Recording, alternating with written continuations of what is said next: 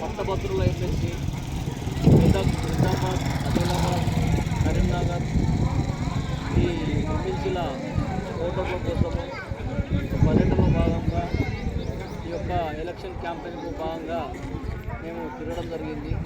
మరి ఇక్కడ ఆదిలాబాద్ జిల్లాలోని సోన్ నిర్మల్ జిల్లా కేంద్రంలో సోన్ లోకల్ నిర్మల్లో కొమరం భీం దగ్గర విగ్రహం వద్ద యొక్క స్మారకార్థం అతను చేసినటువంటి గోండుల కోసం చేసినటువంటి వారి యొక్క యుద్ధాన్ని మనం ప్రకటించుకొని వాళ్ళ జ్ఞాపకార్థము ఆయన చేసిన సేవలను గుర్తుంచుకొని ఇక్కడ వీళ్ళందరినీ కలవడం జరిగింది. మరి నన్ను ఎమ్మెల్సీగా గెలిపించినట్టయితే నేను బడుగు బలహీన వర్గాల కోసము నిరుద్యోగుల కోసము కొట్లాడతా అని చెప్పేసి ప్రశ్నించే గొంతుగా మారుతా అని చెప్పేసి ఈ సందర్భంగా తెలియడం జరిగింది.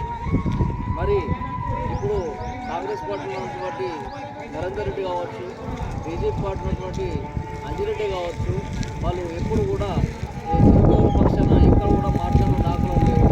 మరి ఎవరైతే ఉద్యమాలు చేపట్టి నిరుద్యోగుల పక్షాన నిలబడి గుర్తించినట్టయితే వాళ్ళకు ఓటు వేసి గెలిపించినట్టయితే వాళ్ళ పక్షాలు ఉంటారు. వాళ్ళు మీ వెంటే ఓటుని విన్నంత ఓటుని ప్రోత్సహించి మరి నిలబడతారని తెలియజేస్తున్నా. మరి అదేవిధంగా కాంగ్రెస్ పార్టీ అమలు చేసినటువంటి 6 గ్యారెంటీలలో కూడా ఏ ఒక్కరు కూడా అమలు కాలేదు.